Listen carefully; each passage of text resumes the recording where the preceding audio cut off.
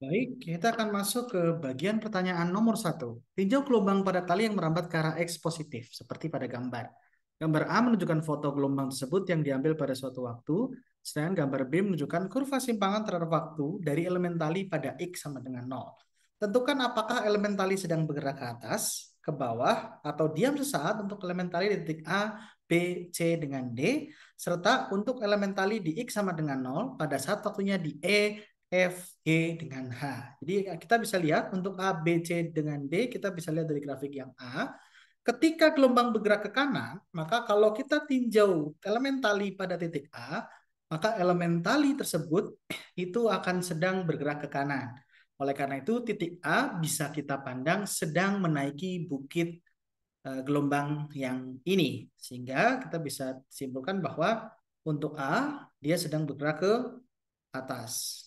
Sedangkan untuk B, karena dia berasal pada ruas yang sama, maka ketika gelombang bergerak ke kanan, maka B itu seolah-olah sedang bergerak menaiki berjalan dari lembah gelombang menaiki bukit gelombang yang sama seperti A, sehingga B pun arahnya juga ke atas. Berbeda dengan A dengan B, yang C justru ketika sedang bergerak kanan, maka dia sedang berjalan menuruni lembah dari puncak bukit yang di atas, sehingga C itu ke bawah. Sama halnya dengan C, yang D juga ke bawah. Ya, sedangkan untuk E, F, G, H itu bisa kita lihat pada gambar yang B. Ya, untuk gambar yang B, di sini yang kita perhatikan itu adalah ini adalah gambar simpangan ketika X sama dengan 0. Ya, ketika X sama dengan 0. Jadi, pada saat dia di titik E, di sini, pada saat titik E simpangannya ada di sini, tapi saat itu di X dia itu sedang bergerak ke bawah karena kalau kita bisa perhatikan ini adalah simpangan ketika di X sama dengan 0 menjelang waktu, maka pada saat E di sini dia sedang bergerak ke kanan juga, jadi titiknya yang kita gerakkan pada tali ya. Artinya pada saat E dia sedang bergerak ke bawah.